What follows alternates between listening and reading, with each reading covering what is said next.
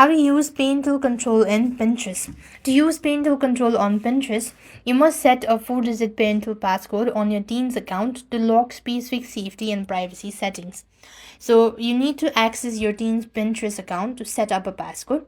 So basically what you need is log into your teen's account. Now let's consider this is going to be your teen's device, right? So you just need to follow the on-screen prompt, whatever that I show you. So basically just follow the steps carefully. First thing, open your Pinterest app on your device. Next, you want to click on the initials from the bottom right corner of your screen. And you want to tap on the three dot and go to settings from the list. As you go to settings, you then need to click on account management. As soon as you click on account management, right over here you can see parental passcode.